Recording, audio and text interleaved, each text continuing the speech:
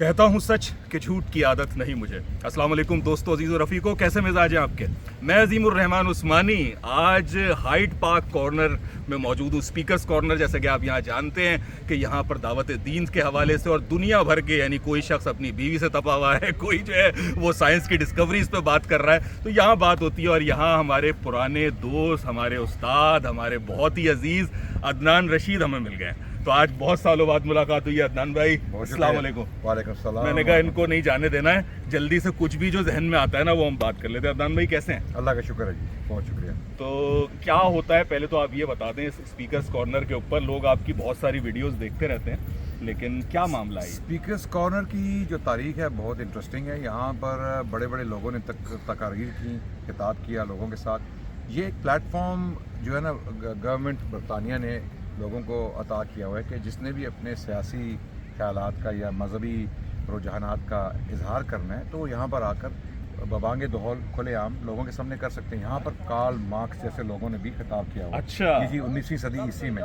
तकरीबन 150 साल की तारीख है स्पीकर्स कॉर्नर की। तो यहाँ पर आप कोई भी बात कर सकते हैं, बशर्ते कि आप कानून शिकनी ना करें, कोई किसी के खिलाफ नफरत ना फैलाएं या कत्ल व गारत की बातें। काबिल तारीफ बात नहीं है? यानी क्या खूबसूरत एक बात है प्लेटफॉर्म। पूरी दुनिया में एक यूनिक प्लेटफॉर्म है ये। पूरी दुनिया में लोग यहाँ पर आके अपने दीन की दावत भी देते हैं। यहाँ पर आपको क्रिश्चियंस भी मिलेंगे, यहाँ पर आपको जो मुनकरीन खुदा हैं, जिनको हम एथियस्ट कहते हैं, वो भी मिलेंगे। यहाँ पर आपको मुसलमान मिलेंगे, शिया सुन्नी भी मिलेंगे, कादियानी भी मिलेंगे। आपको हर और आज़ादी है, हर बंदा अपनी बात कर सकता है और आपस में मुनाजरे भी कर सकते हैं, मुजादले भी कर सकते हैं, मुनाकशे भी कर, तो जो बगैर एक दूसरे का सर फोड़े। जी जी बिल्कुल, बगैर एक दूसरे सर भी फोड़े जा चुके हैं यहाँ पे। पुलिस की, इसीलिए पुलिस की यहाँ पे जो है वो प्रेजेंस बहुत जो है स्ट्रॉन्ग है। सर भी फोड़े जा चुके हैं, यहाँ पे लोगों को छुरियाँ भी लगी हैं। लेकिन अल्हम्दुलिल्लाह, अल्लाह का शुक्र है कि अब तक जो है अगर देखा जाए ना तो गलबा अच्छे लोगों का ही है। गलबा अच्छे लोगों का, अल्हम्दुलिल्लाह। ये बड़ी ज़बरदस्त यूनिक जगह है। लेकिन अच्छा, इससे पहले कि हम दूसरे मौजू पे जाएं, एक शिकायत मुझे इस जगह से रहती है। यहाँ बाज़ औक़ात मुझे ऐसा महसूस होता है कि दावा की जो असल रूह है वो गुम हो गई। यानी एक कच बहसी किसी सूरत हाल नज़र आने लगती है, एक जिद्दम जिद्दी सी, यानी मैं जीतूंगा। सबने जो है ना बॉक्सिंग ग्लव्स पहने हुए हैं कि मैं टाइसन हूँ, तो मोहम्मद अली है, और ज़रा फाइट हो जाए उसके अंदर। तो एक दूसरे को पिछाड़ने पे जो है ना वो बड़ा जोर नज़र आता है। इसमें आप कैसे देखते हैं? आपका तासुर बिल्कुल दुरुस्त है और आप सही फरमा रहे हैं कि इस जगह में यही तासुर मिलता है। और उसकी वजह यह है कि ये एक फ़िक्री मैदान जंग है। मैदान जंग में जंग होती है, वहाँ पर प्यार मोहब्बत की बातें नहीं होती, रिश्ते बढ़ाने की या प्यार की पींगें डालने की बातें नहीं होती, वहाँ पर जंग होती है। तो जहाँ फ़िक्री जंग हो रही है वहाँ पर हमला भी होगा और फिर दिफा भी होगा। तो यहाँ पर अक्सर लोग जो मुस्लिम तबके से ताल्लुक़ रखते हैं वो इस्लाम का दिफा करने के लिए आते हैं, और इस्लाम का जो पॉइंट ऑफ व्यू है, जो हमारा नुक्ता निगाह है, उसको पेश करने के लिए आते हैं कि इस्लाम इसलिए बेहतर है, जो ऑप्शंस तुम पेश कर रहे हो उससे बेहतर इस्लाम इसलिए है कि ये हमारी वजूहात है। शायद ये किसी हद तक वो इंटेलेक्चुअल क़िताल की जो टर्म इस्तेमाल होती है इब्न तैमिया रहमतुल्लाह की जानिब से, बिल्कुल फ़िक्री जिहाद। यानी दो दावा के लेवल हैं। देखिए, एक दावा तो वो है जो हम हर इंसान को देते हैं, उसमें हम मोहब्बत से, प्यार से, चुप रहकर, सहकर बात करते हैं। और एक है इंटेलेक्चुअल क़िताल, यानी ये कोई तलवार उठाने वाला नहीं है, लेकिन इंटेलेक्चुअल दलाइल के जरिए, जिसके अदनान भाई भी कलम से भी किया जाता है, जो ज़ुबान से भी किया जाता है। तो ये यहाँ का ताल्लुक जो है वो ज़ुबान के इंटेलेक्चुअल जिहाद से है। यहाँ पर फ़िक्री जिहाद किया जाता है। यहाँ पर लोगों के साथ अगर आपके सामने मिसाल के तौर पे अगर कोई मसीही बरादरी के लोग हैं, अगर वो हमले करते हैं इस्लाम के ऊपर या नबी पाक सल्लल्लाहु अलैहि वसल्लम के बारे में सवाल उठाते हैं, तो उनके तसल्ली बख्श जवाब देने की कोशिश की जाती है। इसी तरह जो मुल्हिद लोग हैं या मुनकरीन खुदा हैं, उन लोगों के भी सवालात होते हैं कि भाई तुम लोग बेवकूफ़ हो, तुम एक अनजाने खुदा की जो है इबादत कर रहे हो, अपनी ज़िंदगियां तुमने इसमें लगा दी हैं, नमाज़ें पढ़ रहे हो, रोज़े रख रहे हो, हज कर रहे हो, और खुदा का कोई सबूत नहीं है, हमें सबूत दो। तो इस वजह से फिर हमें सबूत देने पड़ते हैं कि ये देखो कायनात को देखो, कायनात में तुम डिज़ाइन देखो, कायनात में फ़ाइन ट्यूनिंग देखो। हम वो सारे आर्ग्यूमेंट्स उनके सामने पेश करते हैं, कहते हैं या तो हमें बता दो कि ये एक हादसा है, कायनात एक हादसा है, या ये किसी ने बनाई है।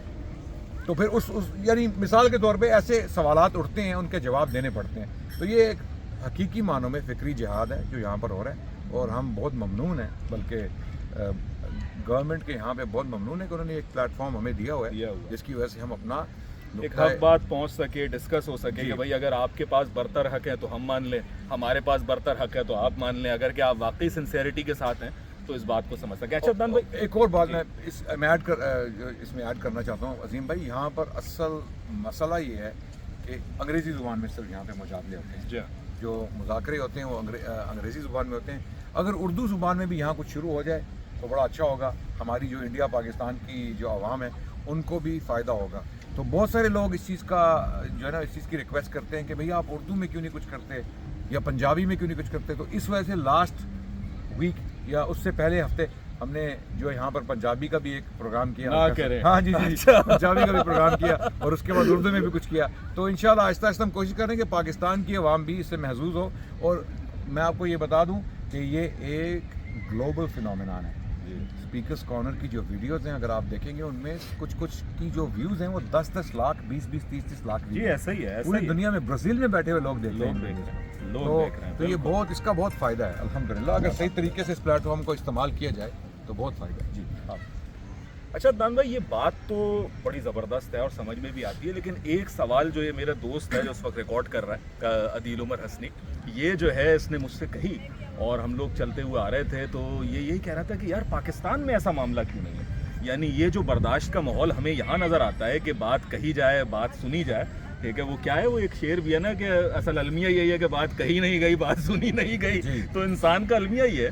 تو پاکستان میں ہمیں یہ نظر نہیں آتا کہ بھئی ہم اگر مختلف مکاتب فکر سے ہیں, مختلف سوچیں رکھتے ہیں, تو کہیں جگہ پہ بیٹھیں, بات کریں, گفتگو کریں, اور اگر وہاں کیا جائے تو وہاں تو سر تن سے جدا کے ایک نعرے لگنے لگتے ہیں, ایک الگ ہی کانسیکوینسز نظر آتے ہیں. آپ اسے کیسے دیکھتے ہیں؟ کیا پاکستان میں یہ ممکن ہے بھی, اور نہیں ہے تو کیوں نہیں ہے؟ پاکستان میں یہ ممکن ہے بھی اور نہیں بھی, اور پاکستان میں اس کو ممکن ہونا بھی چاہیے اور نہیں بھی ہونا چاہیے. اب آپ سوچیں گے یہ کیا بات ہوئی بھائی, یہ تو آپ کے کلام میں تضاد آ گیا. تضاد نہیں ہے, اس کی وجہ کہ ہر چیز یہاں کی اچھی نہیں ہے. کچھ یہاں پہ فریڈمز ایسی ہیں جو معاشرے کے لیے نقصان دہ ہیں. مثال کے طور پہ یہاں پر آپ کو ایسے لوگ بھی ملیں گے جو غیر اخلاقی باتیں بھی کریں گے, گالی گلوچ بھی کریں گے, ہمارے نبی رسول اللہ صلی اللہ علیہ وسلم کے بارے میں اس قسم کی گفتگو کریں گے جو برداشت کے قابل نہیں ہے, لیکن وہ فائدہ اٹھاتے ہیں اس فریڈم کا, اس آزادی کا. تو میں جو کہتے ہیں نا مادر پیدر آزادی, اس کا متحمل نہیں ہوں, میں اس کے حق میں نہیں ہوں. کچھ لمٹس ہونی چاہیے, لیکن ساتھ ساتھ اتنی ٹالرنس, اتنا تحمل لوگوں میں ہونا چاہیے کہ وہ ایک دوسرے کی بات سنیں اور اس کا علمی رد کریں. مذاق نہ اڑائیں, تضحیک نہیں ہونی چاہیے, توہین نہیں ہونی چاہیے, جو کسی کی دل آزاری نہیں ہونی چاہیے. جان بوجھ کے فساد بپا کرنے کے لیے کسی کو برا بھلا نہیں کہنا چاہیے.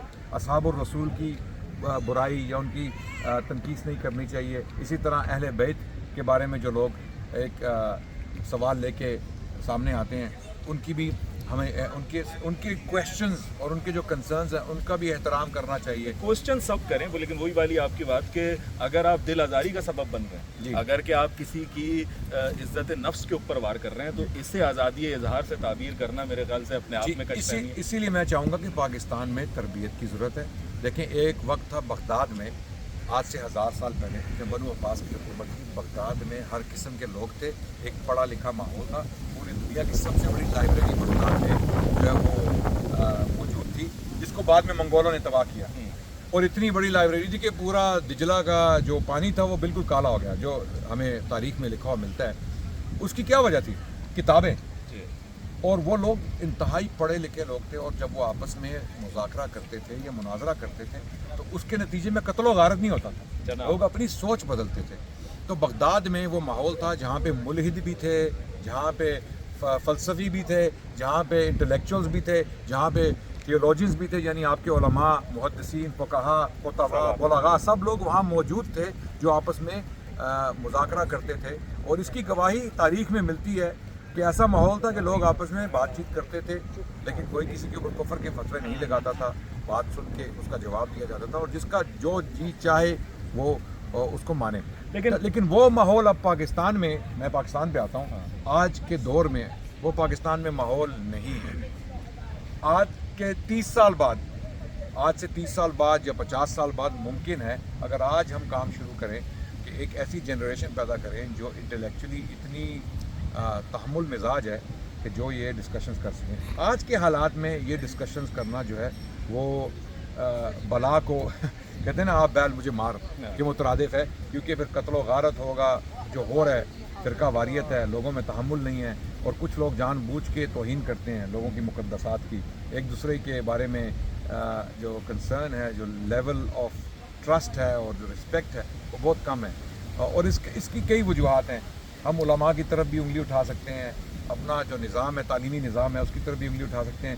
الزام دینے کو ہم دینا چاہیں تو بہت سارے لوگ, لیکن اصل کام یہ حکومت کا ہے. حکومت وقت ہے جس کو چاہیے کہ وہ آزادی بھی مہیا کرے, میسر کرے, اور اس کے ساتھ ساتھ کچھ لائنز جو پیرامیٹرز ہیں, جو حدود ہیں, وہ بھی بنائے تاکہ وہ حدود. لیکن عدنان بھائی آپ باتیں تو بہت اچھی لگ رہی ہیں آپ کی کہنے کے, لیکن الزام تو آپ پر بھی یہی ہے. جی ٹھیک ہے, یعنی بعض اوقات مجھے بھی شکایت ہو جاتی ہے, میں کیوں آپ سے جھوٹ بولوں, اور بہت سے لوگوں کو شکایت ہوتی ہے کہ آپ کسی کو بخشتے ہی نہیں.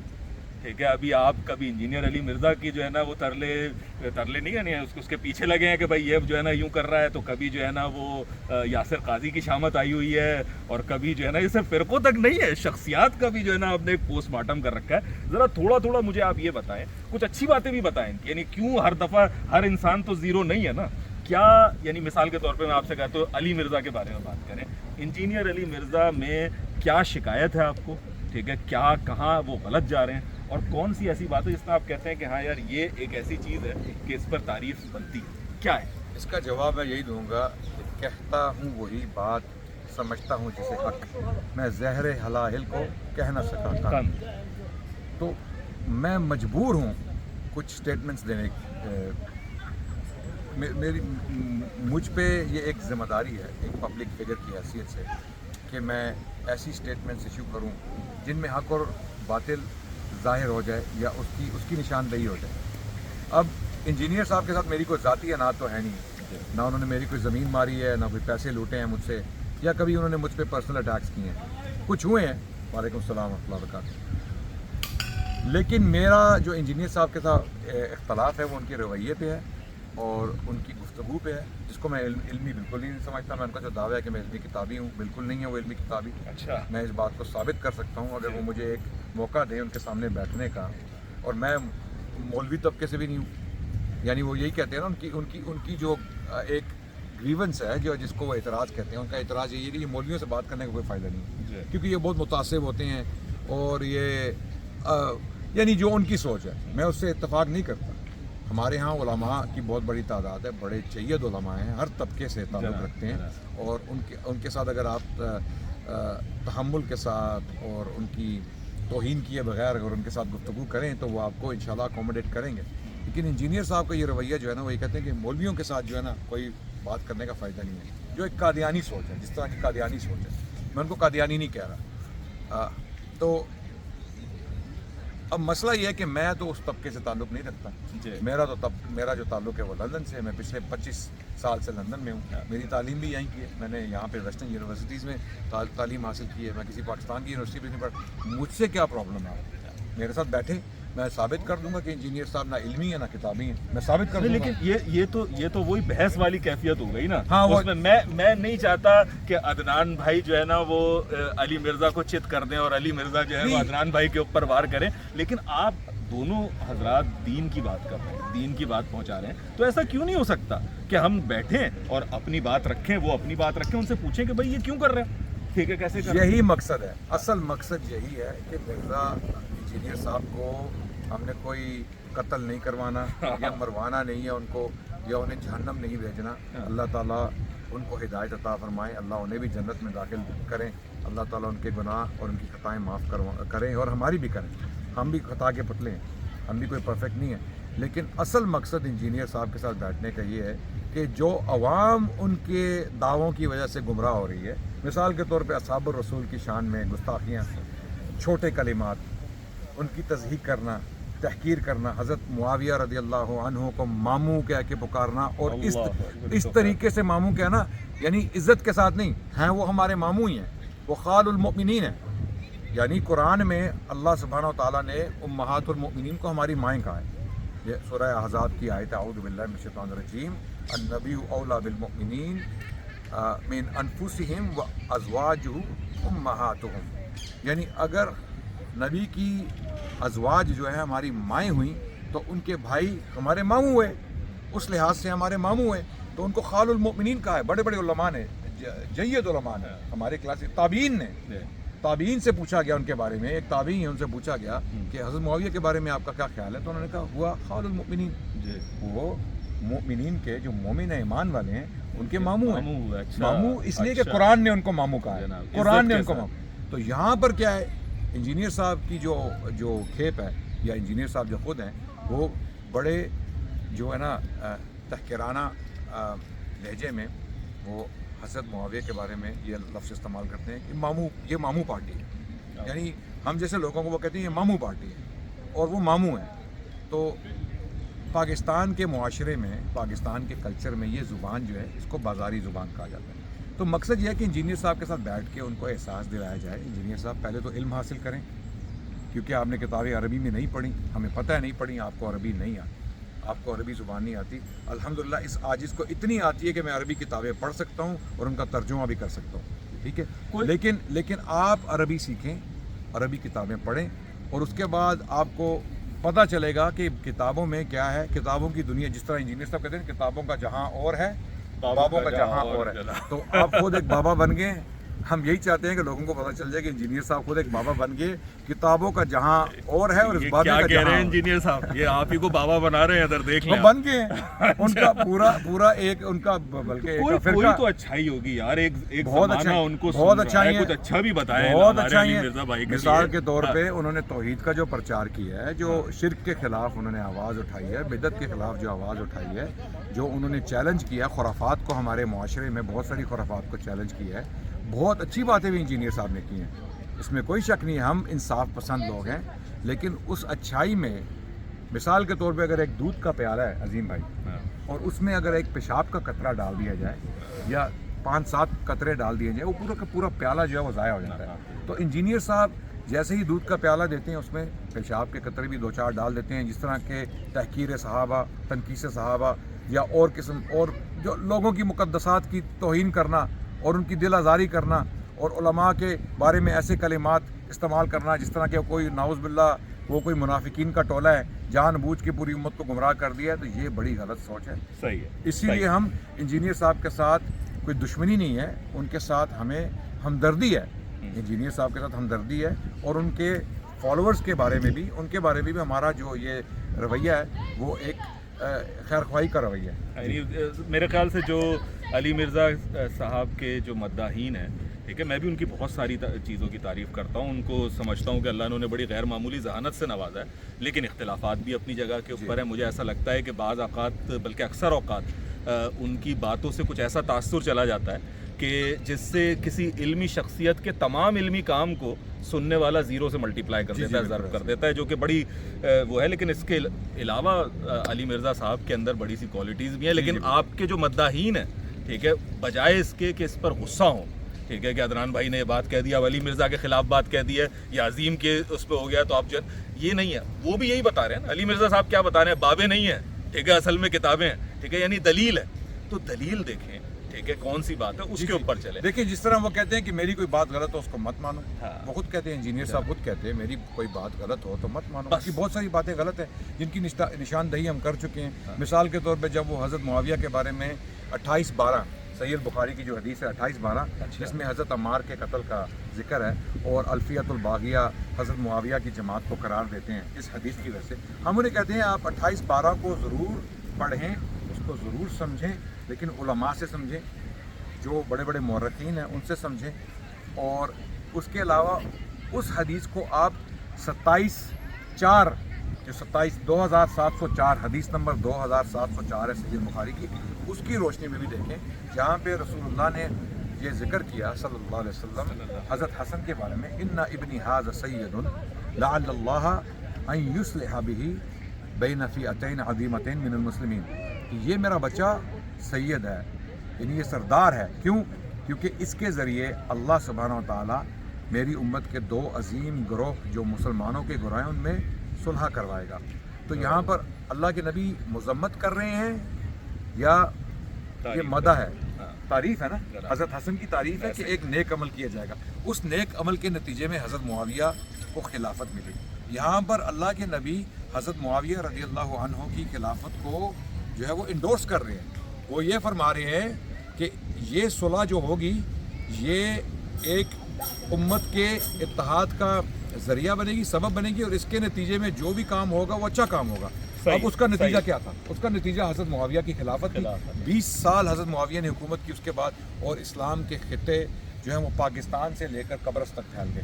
یعنی حضرت معاویہ جو فتوحات کا وقت تھا وہ رک گیا حضرت عثمان کے آخری 6 سال میں, اور حضرت علی کے جو 4 سال تھے خلافت کے, یہ 10 سال فتوحات اسلام رک گئیں فتنے کی وجہ سے, باہمی اختلاف جو تھا مسلمانوں کا اس کی وجہ سے. حضرت معاویہ کی جیسے ہی حکومت آئی اور جب مسلمان متحد ہوئے, وہ 10,000 صحابی جو غیر جانبدار ہو گئے تھے انہوں نے سب نے حضرت معاویہ کی بیعت کر لی, کیونکہ حسن نے بیعت کر لی. جب حضرت حسن رضی اللہ عنہ ان جیسی شخصیت نے حضرت معاویہ کو اپنا امیر مان لیا, امیر المومنین مان لیا, خلیفۃ اللہ مان لیا, تو پھر ہمیں کون ہی حق دیتا ہے کہ ہم 28-12 کی رٹ لگا کے بار بار حضرت معاویہ کی شان. مجھے تو یہی نہیں سمجھ آتا کہ ان تاریخی جو واقعات ہیں, جو معاملات ہیں, اس میں اتنا زیادہ انسان الجھ جاتا ہے بعض اوقات کہ وہ اپنے جو عمل پر توجہ کرنے والی بات ہے کہ ایک بہتر مسلمان, وہ بھول جاتے ہیں. بہرحال ہم وقت کی وجہ سے, لیکن یہ نہیں ہو سکتا کہ آپ علی مرزا صاحب کی بات کریں, انجینئر صاحب کی, اور ان کے ساتھ جو ایک جوڑی دار ہیں ہمارے مفتی طارق مسعود صاحب, ان کی بات نہ ہو. وہ کہہ رہے ہیں اچھا تو مفتی صاحب کا ذکر نہ ہو, ٹھیک ہے, مفتی طارق مسعود صاحب کا اور انجینئر علی مرزا صاحب کا ذکر ہو جائے تو ایسا لگتا ہے کہ آدھی بات ہو گئی آدھی رہ گئی ہے. تو یہ فارچونیٹلی انفارچونیٹلی ایک جو ہے نا جو بنا ہے. تو طارق مسعود صاحب کو آپ کیسے دیکھتے ہیں؟ دیکھیں طارق مسعود صاحب, اللہ تعالیٰ ان کو بھی جزائے خیر عطا فرمائے, بڑا اچھا کام کر رہے ہیں, اور وہ جس کو ہم کہتے ہیں نا آرتھوڈاکسی, اس کو ریپرزینٹ کر رہے ہیں. وہ اسلام کے جو مسلم عقائد ہیں اور جو ہمارے اقدار ہیں, یعنی روایتی فکر روایتی فکر جو اہل سنت والجماعت کی ہے اس کی نمائندگی کر رہے ہیں.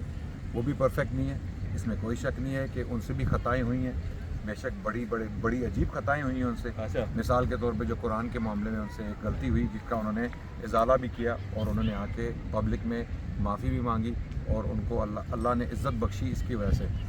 تو ان میں ایک بہت بڑی خوبی یہ ہے کہ اگر ان سے کوئی خطا ہو جائے تو وہ اس کو قبول کرتے ہیں اور اس کی معافی مانگتے ہیں. جس طرح انہوں نے معافی مانگی, ایک انسان ہے, خطا کا پتلا ہے, تو انہوں نے معافی مانگی اور ان کو اللہ نے پذیرائی عطا کی, اور امت کے دلوں میں ان کی محبت پیدا ہوئی. لیکن دوسری طرف دیکھا جائے تو یہ معافی والا چکر نہیں ہے, غلطی کو ماننا ہی نہیں ہے. فاش غلطی بھی ہو جائے, انجینئر صاحب کی بات کر رہا ہوں, کوئی بھی غلطی کر دیں, یہ نہیں ماننا کہ مجھ سے غلطی ہوئی ہے, اور بہت ساری فاش غلطیاں ہوئی ہیں. تو مفتی صاحب کا جہاں تک تعلق ہے وہ ایک سوچ کو لے کے چل رہے ہیں, ایک فکر کو لے کے چل رہے ہیں, اور ان کی فالوئنگ اسی لیے زیادہ ہے کیونکہ لوگ اس نیریٹو کو زیادہ پسند کرتے ہیں جو پازیٹیو نیریٹو ہے. ایک اور چیز بھی تو پسند کرتے ہیں جو 4 شادیاں ہیں. جی نہیں, وہ ہماری خواتین وہ پسند نہیں کرتی. مفتی صاحب, میری ملاقات ان سے ہوئی تھی افریقہ میں. اچھا. ہاں جی, اور بڑے اچھے آدمی ہیں اور کھلے آدمی ہیں, آپ ان سے کبھی بھی ملاقات کرنا چاہیے مل سکتے ہیں. بنسبت انجینئر صاحب کے آپ کو باقاعدہ ڈونلڈ ٹرمپ سے جو ہے وہ اپوائنٹمنٹ لینے کی تب بھی نہیں ملے گی, تب بھی دروازہ نہیں کھلے گا. مفتی صاحب کا دروازہ کھلا ہے. جہاں میں ان کو افریقہ میں ملا ہوں, میں نے ان سے سوال جواب کیے تو وہ یہی بات کر رہے تھے. وہ پہلا سوال یہی پوچھتے ہیں آپ کی بیویاں کتنی ہیں, کتنی شادیاں کی آپ نے. کہا مفتی صاحب یہ آپ کا جو معیار ہے نا کسی کی مردانگی کو پرکھنے کا,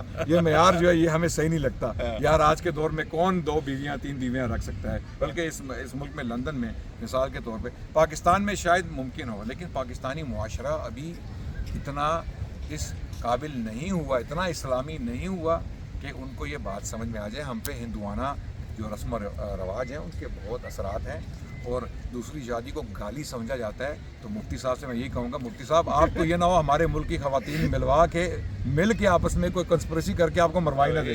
اتنی مشکلات ہو جائیں گی کہ لوگ جو ہے نا وہ چھتوں سے کود رہے ہوں گے, میں بتا رہا ہوں. یعنی ایک نہیں سنبھل رہی ہیں آپ, 2 3 4. تو یہ بھائی ہے آپ جتنا ماشاءاللہ مفتی صاحب آپ کو جو دیا ہوا ہے اللہ تعالیٰ نے کہ سنبھال کے رکھے اور سب چیز لے کے چلے. وہ دیکھیں مفتی صاحب جو بات کر رہے ہیں وہ بالکل صحیح کر رہے ہیں. پاکستان میں کروڑوں خواتین ہیں جن کے نکاح نہیں ہوئے. وہ اس میں کچھ ان کے اپنے بھی قصور ہیں, کچھ ان کی فیملی کے قصور ہیں, اور کچھ ہمارے معاشرے کے بھی قصور ہیں. وہ ایک شعر ہے نا پنجابی کا, کچھ انج بھی راواں اوکھیاں سن, کچھ گل وچ غم دا توک بھی سی, کچھ شہر دے لوگ بھی ظالم سن, کچھ سانو مرن دا بھی شوق سی, کچھ سانو مرن دا شوق بھی سی. ہاں, تو یہ شعر بالکل پاکستان کے معاشرے پہ فٹ ہوتا ہے کہ ہم خود بھی ظالم ہیں اور کچھ ہم پہ بھی ظلم ہوئے ہیں. ٹھیک ہے, تو مسئلہ یہ ہے کہ یہ جو مفتی صاحب کی سوچ ہے نا, اس کی میں سوچ سے تو میرے خیال سے کسی کو بھی اختلاف نہیں ہوگا کہ ظاہر ہے یہ موجود ہے. بات یہی ہے کہ اس کا ازالہ کیسے ہو, یعنی اگر آپ یہ 4 شادیوں کا معاملہ کرتے ہیں تو اس کو نبھانا سب سے بڑھ کر ظاہر ہے وہی آدمی کرے گا جو نبھا سکتا ہے. ہاں, یعنی کوئی شخص اگر کود گیا صرف کسی جذبات میں آ کر کہ بھائی میں نے سنا آتش نمرود میں بے قدر کود گیا آتش نمرود میں عشق, تو پھر جو ہے نا وہ یہی معاملہ. اچھا, اور آئیے, یعنی ابھی ہم نے روایتی بیانیے کا امیر کہا مفتی طارق, تو میں آپ کو صاف بتا دوں کہ مفتی صاحب کے بارے میں میری رائے پازیٹیو ہے بنسبت انجینئر صاحب کی. میں مفتی صاحب کو بہت بہتر سمجھتا ہوں بحیثیت انسان, بحیثیت علمی شخصیت, اور ان کے پاس باقاعدہ کوالیفیکیشن ہے, وہ عربی زبان جانتے ہیں, وہ مفتی ہیں, وہ کوالیفائڈ ہے. تو ان کے بارے میں میری سوچ بہت پازیٹیو ہے بنسبت انجینئر صاحب کے. یعنی ذاتی طور پہ میرا کوئی نہ انہوں نے فائدہ کیا نہ نقصان کیا, دونوں اشخاص نے. یہ بات پہنچ گئی میرے خیال سے, آپ کا پورا پوائنٹ آف ویو. لیکن جیسے روایتی بیانیے کی ہم بات کر رہے ہیں, تو روایتی بیانیے کا نام سنیں تو وہ جوابی بیانیہ آج کل ایک آتا ہے سامنے, اور وہ ہے ہمارے جاوید احمد غامدی صاحب کی جانب سے کہ بھائی ایک جوابی بیانیہ موجود ہے, ایک روایتی بیانیہ جو پیش کیا جا رہا ہے, اس کے برعکس ایک جوابی بیانیہ پیش ہوا ہے. اس کی تفصیل میں ابھی ہم نہیں جاتے, لیکن غامدی صاحب ایک بڑی بھرپور علمی شخصیت نظر آتے ہیں, بڑا ان کا انفلوئنس ہے خاص طور پہ اکیڈیمیا میں پاکستان کے, اور انٹلیکچوئل جو پڑھی لکھی عوام ہے اس کے اندر موجود ہے. انہیں آپ کیسے دیکھتے ہیں, کیا خوبی کیا خامی پاتے ہیں؟ سب سے پہلے تو میں خوبی بیان کروں گا.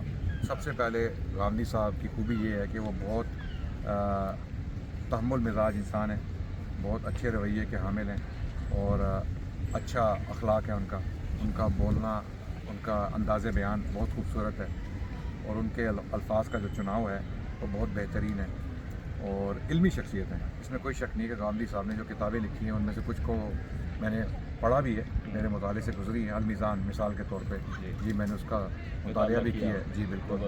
اور میں نے ان کی بہت ساری جو تقریریں ہیں وہ بھی سنی ہیں, جو ان کے خطاب ہیں سنے ہیں, بالکل بڑے غور سے سنے ہیں.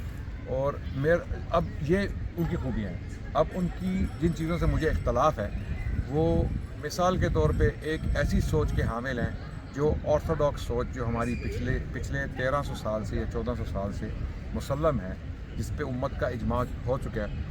ان چیزوں کو, ان عقائد کو, ان اقدار کو چیلنج کر رہے ہیں. مثال کے طور پہ حدیث کا جو معاملہ ہے, غامدی صاحب سے جب پوچھا جائے کہ آپ حدیث کے منکر ہیں یا منکرین حدیث میں سے ہیں, کیا آپ غلام پرویز صاحب کی سوچ کے حامل ہیں یا اس قسم کی سوچ کے حامل ہیں, تو وہ صاف انکار کر دیتے ہیں. لیکن جب آپ غامدی صاحب کی تقاریر کو غور سے سنیں تو نتیجہ یہی نکلتا ہے کہ وہ بخاری کی صحیح حدیثوں کے منکر ہیں. وہ ان کو بالکل قابل اعتبار نہیں سمجھتے, بلکہ ان کے جو ابھی داماد ہیں حسن الیاس صاحب, انہوں نے تو کھل کے بیان کر دیا کہ بخاری کوئی دین کا منبع نہیں ہے. بخاری صحیح البخاری جو کتاب ہے کوئی دین کا ذریعہ نہیں ہے. حدیث کو وہ کہتے ہیں کہ یہ ایک ہسٹوریکل ریکارڈ ہے رسول اللہ صلی اللہ علیہ وسلم کے اقوال کا, اور اس کا وہ کہتے ہیں نا کہ the devil is in the details. ٹھیک ہے, دعویٰ یہ کرنا کہ ہم حدیث کو مانتے ہیں. غامدی صاحب کہتے ہیں دیکھو میری کتاب اٹھا کے پڑھو المیزان, اس میں نے حدیثیں بیان کی, میں حدیث کا منکر ہے ہی نہیں. اسی طرح غلام پرویز صاحب, ان کو کچھ لوگ جن سے میری ملاقات ہوئی ہے, جن کو میں ذاتی طور پہ جانتا ہوں, ان کی غلام پرویز صاحب سے ملاقات ہوئی تھی 80 جب وہ بڑے ایکٹیو تھے. تو ان کے دفتر میں جب لوگ جاتے تھے تو انہیں کہتے تھے کہ آپ منکر حدیث ہیں. کہتے یہ دیکھو دیوار پہ حدیثیں لکھی ہیں, میں تو منکر حدیث نہیں ہوں, کوئی 4-5 گنی چنی جو حدیثیں. لیکن آپ غلام پرویز صاحب کی جب تقریریں سنیں گے تو وہ انکار حدیث ہی کر رہے ہیں. میں غامدی صاحب کے ساتھ بھی یہ ایشو ہے کہ وہ زبان سے اس چیز کا انکار کریں گے.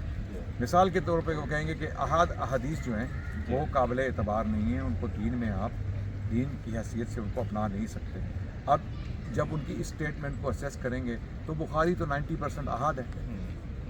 احاد ہی میں ضعیف اور صحیح کا مسئلہ ہے. متواتر کے بارے میں تو یہ ڈسکشن ہے ہی نہیں ہے. متواتر حدیث جو ہے وہ تو مطلقاً صحیح ہے, اس کے بارے میں تو آپ نے ڈسکشن کرنا ہی نہیں ہے. टोटल डिस्कशन सही। सबसे बड़ा फ़र्क जो है ना, जो गांधी साहब में और दीगर जिनको आप मुनकरीन हदीस कहते हैं, चाहे परवेज़ साहब हों, चकड़ालवी साहब हों, शब्बीर अहमद साहब हो, कमर जमान साहब हो, नियाज़ फतेहपुरी साहब हो, या इन सब मौलाना मशरकी थे और सर सैयद हों, और उसके बाद ये हमारे जो इस्लाही सोच के हामिल हैं अमीन अहमद इस्लाही साहब भी उससे काफ़ी इफेक्टेड थे उस सोच से।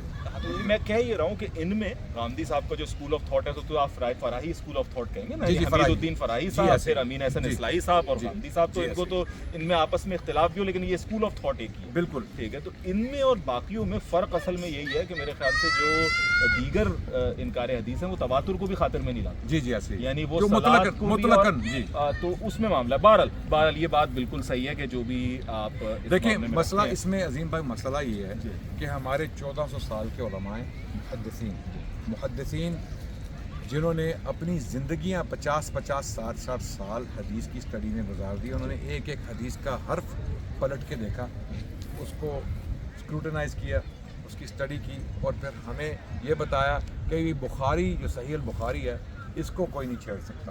इंडिपेंडेंट स्टडीज़ के बाद देखें, इंडिपेंडेंट स्टडीज़ के बाद हर सदी में एक मुहद्दिस या 2 मुहद्दिस या 50 मुहद्दिस जब वो इंडिपेंडेंटली स्टडी करके बुखारी की इस्नाद पढ़ के इल्म रिजाल को अजबर करके वो हमें बता रहे हैं कि सही बुखारी की बुनियादें इतनी मजबूत हैं कि इसको हिलाया नहीं जा सकता, इसमें शक नहीं किया जा सकता। ठीक है, इक्का दुक्का दूसरी हदीस के बारे में वो, लेकिन एक शख्स आज के दौर में जितना भी वो हम क्या कहेंगे उसके बयान में जितनी भी चाशनी हो, कितना ही खूबसूरत इंसान हो, कितना ही बाइखलाक हो, हम 1400 साल की रिसर्च जो इसको हम कहते हैं प्रीमियर लीग, हम अपनी प्रीमियर लीग उसको नहीं को एक गली मोहल्ले की क्रिकेट के लिए नहीं छोड़ सकते। अच्छा, मैं मेरी मुताद्दिद मुलाकातें रही हैं गांधी साहब से जी, और मेरा भी बड़ा इश्तियाक रहा, लेकिन नहीं मुलाकात। लेकिन अब जब इंशाल्लाह लंदन आएंगे और मुझे मौका मिला तो मैंने आपको फ़ोन करना है, और अगर आप इधर हुए, वैसे तो आप हर वक्त ग्लोबल दावा मिशन पे ही होते हैं, मैं जब पूछूं कहाँ हैं, या अभी अफ्रीका में हैं, तो अभी एशिया में, माशाल्लाह अल्लाह करे आती नहीं आते। वो एक दफ़ा आए थे और मेरा ख्याल है आप ही मुलाकात का कोई इंतज़ाम कर रहे थे। जी जी, लेकिन मैं मुयस्सर नहीं थे। लेकिन अल्लाह करे मेरी उनसे मुलाकात हो जाए। मैंने सुना है कि वो बहुत मेरे ख्याल से बात करनी चाहिए एक बैठ कर ना, यही सारी बातें मैंने बाय द वे आपकी वसादत से मैं एक बात करना चाह रहा हूँ। मैंने हसन इलियास साहब को मैंने एक पैगाम भेजा है जी व्हाट्सएप पे, पर्सनल पैगाम भेजा कि हम आपके साथ एक डायलॉग करना चाहते हैं इसी मौजू पे।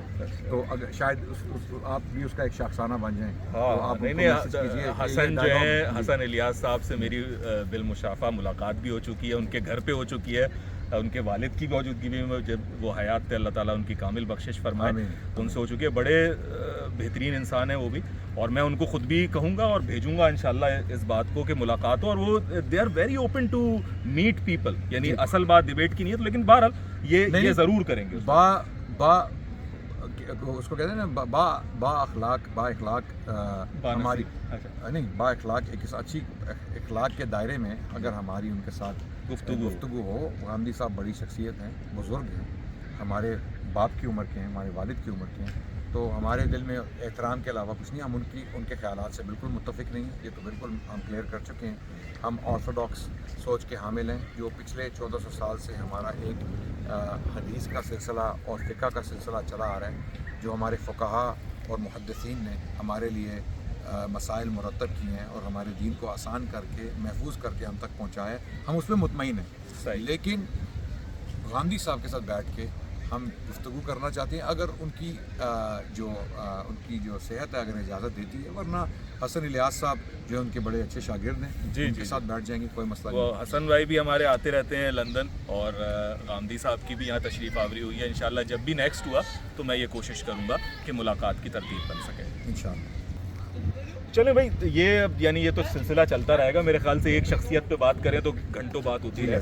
ख़ुद मैंने बड़ा वक्त लगाया है गांधी साहब की भी फ़िक्र को समझने में, बाकी लोगों को भी मैंने पढ़ा है। अली मिर्ज़ा साहब से मेरी बात होती रही, तारिक मसूद साहब जो हैं वो उनसे जो है ना उनको मैं सुनता रहा हूँ पूरी तरीके से, लेकिन ये तो लंबे मौज़ूआत हैं। मैं चाह रहा हूँ कि हम एक और शख्सियत जिससे ज़्यादातर इंग्लिश स्पीकिंग कम्युनिटी वाकिफ़ है जी, ठीक है, उनके बारे में भी हम ज़रूर बात करें, और वो हैं हमारे शेख यासिर कादी साहब। ठीक है, शेख यासिर कादी साहब को भी आपने जो है ना वो کہنا چاہیے کہ وہ ہاتھوں ہاتھ پیسے رکھا ہوا ہے کہ جو ہے نا وہ کچھ گڑبڑ کر دیتے ہیں، کیا ان کے بارے میں معاملہ ہے؟ میرے نزدیک تو یار بڑے زبردست ریسرچ آدمی ہیں، دیکھیں ان سے کیا پرابلم؟ پہلے ان کے فضائل بیان کرتے ہیں کہ بے شک انہوں نے بہت اچھا کام کیا ہے. انہوں نے قرآن کے اوپر ایک کتاب لکھی تھی اپنے طالب علمی کے دور میں، history of the Quranic sciences کر کے ایک کتاب انہوں نے لکھی تھی، اور اس کے علاوہ بھی انہوں نے اچھا کام کیا ہے. ان کی پی ایچ ڈی شیخ الاسلام ابن تیمیہ کے اوپر ہے رحمۃ اللہ علیہ، اور بڑے اچھے کام کر رہے تھے. لیکن حال ہی میں کچھ ایسی اسٹیٹمنٹس ان سے آئیں جو اگین بلنڈرز ہو گئے. بلنڈرز ہیں، بالکل ہاں، بلنڈرز یہ ہیں. بات اور تو وہ خود نہیں کہتے کہ بلنڈرز تھے، وہ خود مانتے نہیں ہیں بلنڈرز تھے. لیکن امت کا وہ کہتے ہیں نا کہ آواز خلق نکارہ خدا، جب خلق بول رہی ہے، جب مسلمان بول رہے ہیں اور مخلص مسلمان بول رہے ہیں، کوئی منافقین نہیں بول رہے کہ بھئی آپ نے یہ بلنڈر کر دیا ہے، آپ سے یہ غلطی ہو گئی ہے، خطا ہو گئی ہے، اس کو ریورس کریں یا اس کی تصحیح کریں، بجائے اس کی کہ وہ یہ تصحیح کریں. قاضی صاحب، بہرحال میں اپنی آپ کو ہسٹری ان کے ساتھ بتا دوں کہ میں ان کے بارے میں بڑا جو ہے نا ایک نرم رویہ رکھتا تھا. میں لوگوں کو منع کرتا تھا کہ ان پہ حملے مت کرو، وہ اچھا کام کر رہے ہیں، خطا ہوتی ہے انسان سے. لیکن اب ایک ایسا وقت آیا کہ میرا بھی صبر کا پیمانہ لبریز ہو گیا جب انہوں نے حدیث کے بارے میں، کیونکہ میں حدیث کے بارے میں بہت زیادہ سینسیٹیو ہوں. میں ایک طالب علم ہوں حدیث کا، اور میں نے تھوڑی بہت تعلیم حاصل کی ہے حدیث کے معاملے میں. اور جب میں دیکھتا ہوں کہ ایک آدمی بیسک بلنڈر اس سے ہو رہا ہے، ایک بنیادی چیز میں وہ غلطی کر رہا ہے، تو مجھے بہت تکلیف ہوتی ہے. اور میں نے ایکیڈیمک سائڈ بھی پڑھی ہے، ویسٹرن اکیڈیمیا بھی میں نے اس کا بھی مطالعہ کیا ہے حدیث کے اوپر. اول تو وہ پہلے تو ویسٹرن اکیڈیمیا جو بہت بائسڈ ہے، اور ان سے فاش غلطیاں ہوئی ہیں حدیث سائنس کو سمجھنے میں. نہ وہ حدیث کی کلچرل سٹڈی کرتے ہیں، نہ وہ ان لوگوں کے بارے میں زیادہ ذوق رکھتے ہیں جنہوں نے حدیث جمع کی اور ہم تک پہنچائی. وہ ایک ڈرائی سائنٹیفک میتھڈ اپلائی کر کے حدیث کو اسی پلڑے میں ڈالتے ہیں جس طرح وہ دنیا کی تمام دوسری تاریخ کے جو مجموعے ہیں ان کو ڈالتے ہیں. تو اس میں غلطی ہے. حدیث ایک خاص ماحول میں جمع کی گئی، اس کے پیچھے ایک خاص سوشل ریالٹی ہے، سوشل ایگزسٹنس ہے، سوشل ایکسپیرینس ہے. محدثین جو تھے وہ کوئی عام لوگ نہیں تھے، وہ بہت زیادہ ان پہ پریشر تھا. اور جب بھی وہ کوئی لفظ ادا کرتے تھے پبلک میں تو ان کو اسکروٹنائز کیا جاتا تھا. دنیا کی کوئی ایسی تاریخ نہیں ہے، کوئی ایسی تاریخی مواد نہیں ہے، کوئی ایسا تاریخی ٹریڈیشن نہیں ہے جو اس حد تک احتیاط کے ساتھ مرتب کیا گیا ہو. تو اس کا موازنہ کرنا ویسٹرن اکیڈیمیا کے ساتھ جس کا کوئی سر پاؤں ہے ہی نہیں ہے، کوئی اجماع نہیں ہے. ایک ہوتا ہے نا میتھڈولوجیکل کنسنسس کہ ہمارے پاس یہ میتھڈولوجی ہے، اس کی بنیاد پہ ہم آپ کو جج کریں گے. وہ کنسنسس ہے ہی نہیں ویسٹرن اکیڈیمیا میں. ان میں آپ اگر ویسٹرن اکیڈیمیا کو پڑھیں گے تو ان میں ایک اسکول ہے، اس کا نام ہے ریویژنزم. اچھا، ہاں، ریویژنزم میں وہ یہ کیا کرتے ہیں کہ وہ ہر چیز کو شک کی نگاہ سے دیکھتے ہیں. اور شک کی بھی جو ان کی جو اس کا جو ایکسٹینٹ ہے، جو اس کا پیمانہ ہے، وہ ہر ہسٹورین کے ہاں مختلف ہے. اب کس کا سٹینڈرڈ استعمال کر کے آپ یہ کہہ رہے ہیں کہ ویسٹرن اکیڈیمیا جو ہے وہ حدیث سائنسز کو صحیح نہیں سمجھتا؟ بھائی نہیں سمجھتا، ان کے اپنے ہاں ابھی تک کنسنسس جو ہے اجماع نہیں ہوا میتھڈولوجی پہ. تو آپ ایک انسٹیبل سسٹم کو اپولوجیٹک کیوں ہو ہم اس بھائی وہ جانے، وہ ان کا کام جانے، ان کا تو ابھی تک ان کی سائنس ڈیولپ ہی نہیں ہوئی. اس کے علاوہ بھی جو ایک بڑی غلطی شیخ سے ہو گئی تو وہ میرے خیال سے قرآن حکیم کے متعلق جو معاملہ ہوا تھا، ٹھیک ہے، جو محمد حجاب کے ساتھ انٹرویو انہوں نے دیا تھا، اس میں بہرحال میں حجاب سے بھی تھوڑا سا اختلاف رکھتا ہوں. اس چیز میں وہ ہماری بات ہوئی بھی اس میں کہ جس طرح سے وہ بات آگے بڑھی کہ وہ صحیح طریقے سے پہنچی نہیں کہ وہ چاہ رہے تھے. لیکن بہرحال جو بھی معاملہ تھا، لیکن یہ بات حقیقت ہے کہ یاسر صاحب سے بہت سے بلنڈرز ہوئے. لیکن ایک بڑی بات جس سے میں ان کا دل سے معترف ہوں اور میں آپ سے چاہتا ہوں آپ کی رائے کیا ہے اس میں، وہ یہ کہ کم از کم وہ ان لوگوں میں شامل ہیں جو باقاعدہ ایسے موضوعات کے اوپر بات کر رہے ہیں جو مشکل ہیں. دیکھیں، جب آپ کسی آسان موضوع پہ بات کرتے ہیں جس پہ سب بات کر رہے ہیں، جی تو کیا ہوگا؟ توصیف بھائی سبحان اللہ کی صدائیں لگنے لگیں. پھر انجینئر صاحب کا کیا قصور ہے؟ نہیں، وہ بھی ایسی موضوعات پہ بات کر رہے ہیں جن پہ کوئی بات نہیں کر رہا. وہ تو یہاں تک مشت زنی تک بھی انہوں نے نہیں چھوڑی کہ مشت زنی کے اوپر بھی میری لیکن جیسے پورا لیکچر ریکارڈ. دیکھیں، مسئلہ یہ نہیں ہے کہ آپ کس موضوع پہ کس طریقے سے بات کر رہے ہیں. مسئلہ یہ ہے کہ آپ کا انداز بیان کیا ہے اور آپ کے الفاظ کا چناؤ کیا ہے. آپ ایک کانسیپٹ کو اچھے طریقے سے علمی طریقے سے بیان کر سکتے ہیں اور لوگ کنفیوز بھی نہیں ہوتے, لوگ پریشان نہیں ہوتے, لوگوں کو آپ اس طرح کی حالت پہ نہیں چھوڑ دیتے کہ یار یہ دائیں تھا یا بائیں تھا, یہ کیا کہہ رہے ہیں, حضرت کیا فرما رہے ہیں. یہ میرے خیال سے جو ہے نا وہ بعض چیزوں پہ تو یہ بات میں نے بھی نوٹس کی ان کو کہ شاید وہ اپنے الفاظ کے انتخاب میں یا بات کو کنکلوڈ کرتے ہوئے. دیکھیں میں نے پہلے بھی آپ سے عرض کیا تھا کہ یاسر قاضی صاحب اللہ ان کو جزائے خیر عطا فرمائے, ان کے کام کا اجر عطا فرمائے. ان میں دو پرابلمز ہیں, یا تو وہ ایک بہت ہی غیر محتاط کمیونیکیٹر ہیں, ان کی کمیونیکیشن محتاط نہیں ہے, یا تو وہ کسی ایجنڈے پہ کام کر رہے ہیں, اور میرا حسن ظن یہی ہے ان کے بارے میں کہ وہ غیر محتاط ہیں. میں بھی یہی کہوں گا کہ غیر محتاط ہیں. میں ان کو منافق یا جان بوجھ کے لوگوں کو کنفیوز کرنے والا یا جان بوجھ کے کسی سے پیسے لے کے اسلام کے بارے میں شکوک و شبہات پیدا کرنے والا شخص نہیں کہوں گا. میں یہی کہوں گا کہ ان کی کمیونیکیشن سکلز جو ہیں وہ بہت کمزور ہیں. وہ الفاظ کا چناؤ جو ہے وہ اس قدر عجیب ہے اور کمزور ہے کہ ان کے لیول سے جو ان کا لیول ہے, وہ ایک PhD ڈاکٹر ہیں, انہوں نے اسلامک ڈگری بھی حاصل کی ہوئی ہے ایک, اور ان کے لیول کا بندہ اس قسم کی گفتگو کچھ زیب نہیں دیتے. ہم جیسے دیکھیں, ہم جیسے میں ایک طالب علم ہوں, ایک ادنا سا طالب علم ہوں. اللہ نے مجھے آج تک محفوظ رکھا ہے کہ مجھ سے ہوئے ہیں بلنڈرز, یقیناً ہوئے, اور میں نے معافی بھی مانگی ہے کہ مجھ سے فیکچوئل غلطیاں ہوئی ہیں. میں نے مثال کے طور پہ کوئی غلطی کر دی, کوئی ڈیٹ میں نے غلط بول دی, کسی کا نام غلط لے لیا, کتاب کا نام مجھ سے غلط نکل گیا, یا کوئی حوالہ غلط ہو گیا, تو بھائی میں ایک انسان ہوں, خطا کا پتلا ہوں. مثال کے طور پہ قادیانیوں کے ساتھ میرا ایک ڈیبیٹ ہو رہا تھا, تو میں نے بشیر احمد کہنے کے بجائے بشیر الدین محمود کہہ دیا. اب دونوں کے نام بشیر ہیں, میں مکس کر گیا, دونوں مرزا غلام احمد قادیانی کے صاحبزادے ہیں, بیٹے ہیں, رائٹ. تو میں نے بشیر الدین احمد کہنے کے بجائے بشیر الدین محمود کہہ دیا. میں نے اپنی غلطی مان لی, میں نے کہہ دیا بھائی مجھ سے مکس ہو گیا. تو یہ دیکھیں, غلطی ہر انسان سے ہوتی ہے, لیکن غلطی نہ ماننا اور پھر اس کی ایسی توجیحات پیش کرنا کہ بھئی تمہیں سمجھ نہیں آئی, میں نے بات صحیح کی ہے, تمہیں سمجھ نہیں آئی, تو پوری امت کو آپ کہیں گے ہمیں سمجھ نہیں آئی. چلیں میرے خیال سے بات بہت طویل ہو گئی ہے. ایک آخری سوال, اور اس پر ہم بات کو وہ کرتے ہیں, اور انشاءاللہ آپ اپنی دعوت دین کا سلسلہ کریں. مجھے ایک جو ہے نا وہ ایک گلٹی بھی فیل ہو رہی ہے کہ میں عدنان بھائی کو یہاں لے آیا ہوں, غیر مسلموں کو دعوت دینی ہے. بہت بڑی سعادت ہے بھائی, آپ سے ملنا ہمیشہ میرے لیے سعادت ہے.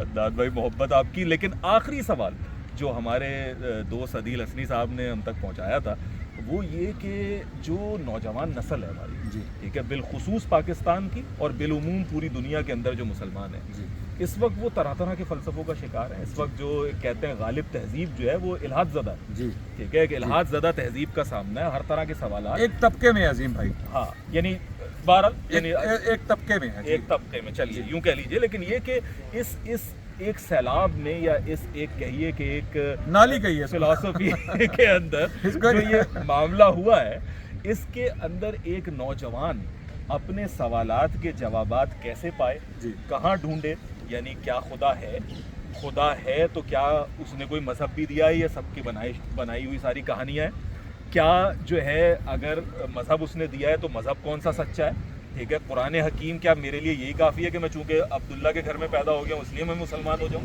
ٹھیک ہے. تو وہ کیا اس کا طریقہ کار ہے کہ ایک نوجوان اس تشکیک کی دنیا سے, جو کہ ایک رسل کی تشکیک کی دنیا, اس سے نکل کر اس میں ایک سرٹینٹی کے اوپر آتی ہے. دیکھیں, تحقیق کی دنیا بہت گہری دنیا ہے. تحقیق کریں اور اتنی جلدی اپنے اقدار کو مت چھوڑیں. ہمارے پیچھے ہم کہتے ہیں نا, we are standing on the shoulders of giants. اور یقیناً جب آپ ہماری پرانی کتابیں, امام غزالی کی کتابیں, امام ابن تیمیہ کی کتابیں, یا امام شاہ ولی اللہ محدث دہلوی, میں نے مختلف ادوار کے علماء کا ذکر کیا, اور بہت سارے بڑے بڑے نام ہیں. یہ مشہور نام میں نے جو آپ کے سامنے پیش کیے ہیں, اگر آپ ان کی کتابیں اٹھا کے پڑھیں گے تو آپ کہتے ہیں نا کہ آپ کا دماغ, آپ کا ذہن جو ہے وہ معاف ہو جائے گا کہ یہ کیسے لوگ تھے اور انہوں نے کیسی کیسی کتابیں لکھی ہیں. اصل میں ہم واقف نہیں ہیں. اور اقبال کا شعر اس ضمن میں ذہن میں آتا ہے, تیرا وجود سراپا تجلی افرنگ کہ تو وہاں کے عمارت گروں کی تعمیر. اصل مسئلہ یہ ہے کہ ہمارا نوجوان آج افرنگ زدہ ہے اور انگریز کی تہذیب سے بہت زیادہ متاثر ہے, مغلوب ہے اور مرعوب ہے. تو ہمیں اب یہ دیکھنا ہے کہ ان کو اس تہذیبی اثر سے آزاد کس طرح کرایا جائے. تو ہمیں ایسے انٹلیکچوئلس پیدا کرنے ہیں جو شریعت کا علم بھی رکھیں, اسلام کی تہذیب کو سمجھتے ہوں اور گہری نظر رکھتے ہوں, اور اس کے ساتھ ساتھ مغربی تہذیب کو بھی پڑھا ہو. ہمیں وہ اس کا کیا لفظ ہوتا ہے, ایک پولی میتھس. اچھا, پولی میتھس چاہیے. ہاں پولی میتھس چاہیے جو مختلف سائنسز کے اوپر عبور حاصل جن کو ہو. اب یاسر قاضی صاحب کا ذکر آپ نے کیا, وہ یقیناً ایسی ہی شخصیت ہیں جو یہ ساری چیزیں وہ ان کی نظر ہے, گہری نظر ہے مغربی تہذیب کے اوپر بھی اور مشرقی تہذیب کے اوپر بھی, لیکن انداز بیان اور الفاظ کا چناؤ, غیر محتاط الفاظ, جس کی وجہ سے وہ معاملہ بگڑ جاتا ہے. ہمیں ایسے لوگ چاہیے جو دونوں تہذیبوں کا مطالعہ رکھتے ہوں اور انٹلیکچوئلز ہوں. خوشائند بات یہ ہے عدنان بھائی, میں آپ کو تو مجھ سے زیادہ پتہ ہوگا ہی, لیکن میں خود براہ راست جو ہے نا کچھ ایسے مدرسے کے افراد سے جو ہے وہ وابستہ رہا ہوں, جو علماء دین ہیں اور جو کہ یہ تعلیم حاصل کر رہے ہیں. یعنی جو بات ہم پہلے کہا کرتے تھے کہ جی الحاد کی طرف توجہ ہی نہیں ہوتی, رد الحاد کی طرف کام ہی نہیں کیا جاتا, ٹھیک ہے, ہمارے ہاں جو ہے نا وہ سائنسز کی طرف نظر نہیں ہے جو جدید. تو یہ ایک تبدیلی کی لہر ہے. یعنی بہت ممکن ہے کہ ایک عام آدمی تک ابھی وہ تبدیلی کی لہر نظر نہ آ رہی ہو, لیکن وہ آئے گی, کیونکہ وہ لہر اٹھ چکی ہے اور پورے زور و شور سے اٹھی ہے. اور باقاعدہ جو ہے وہ اس کا جو ہے وہ علماء سیکھ بھی رہے ہیں, سمجھ بھی رہے ہیں, اور ہم جیسے طالب علموں سے بھی بات کر رہے ہیں. اور بہت سارے بھائی ماشاءاللہ متحرک ہیں. کیسر راجہ صاحب ہیں, بڑا اچھا کام کر رہے ہیں. ہمارے واجدی صاحب ہیں, بڑا اچھا کام کر رہے ہیں. اور آپ ماشاءاللہ, آپ کو بھی اللہ تعالیٰ جزائے خیر عطا فرمائے, آپ نے بھی بڑی کاوشیں کی ہیں اس میدان میں. تو ہم چاہیں گے کہ ہمیں زیادہ سے زیادہ ایسے لوگ جو ایلیٹ کلاس طبقے سے اٹھے. ہمارا جو مڈل کلاس پاکستان کا طبقہ ہے, ایلیٹ کلاس طبقہ, بے شک آپ کی تعلیم مدرسے کی نہ ہو, لیکن دین کی کتابوں کا مطالعہ کریں. دین کی جو آرتھوڈاکس ویلیوز ہیں, اس کی جو فاؤنڈیشنز ہیں, اس کی جو بنیادیں ہیں, ان کو مت کھو دیں, ان کی رسپیکٹ کریں. کیونکہ پیچھے جو لوگ یہ بنیادیں بنا گئے ہیں وہ ہم سے بہت بڑے تیس مار خان تھے. انہوں نے بڑی بڑی کاوشیں کر کے, بڑی محنت کر کے ان بنیادوں کو ڈالا ہے. ان کو ہم کھوکھلا نہیں کر سکتے. ہم جتنی بھی کوشش کر لیں, جو ہمارے دین کی بنیادوں کو کھودنے کی کوشش کرے گا وہ خود فنا ہو جائے گا. جیسا آپ نے کہا, we are standing on the shoulder of giants. ہم دیو قامت شخصیات کے کاندھوں پر کھڑے ہیں. تو بہت شکریہ عدنان بھائی, بہت نوازش اور بہت خوشی ہوئی. میں اور عدنان بھائی پتہ نہیں کتنے سال بعد ملے ہیں, کہ اب سالوں کی تعداد بھی میرے خیال سے یاد نہیں, وہ 4-5 سال تو ہو گئے. بالکل ورنہ لیکن جب بھی ملتے ہیں ایسے ملتے ہیں کہ جیسے کل ہی ملے تھے. بہت شکریہ عدنان بھائی. اسی کے ساتھ بھائی اجازت لیتے ہیں, اور انشاءاللہ پھر اگلی ویڈیو میں ملاقات ہوگی. السلام علیکم ورحمۃ اللہ.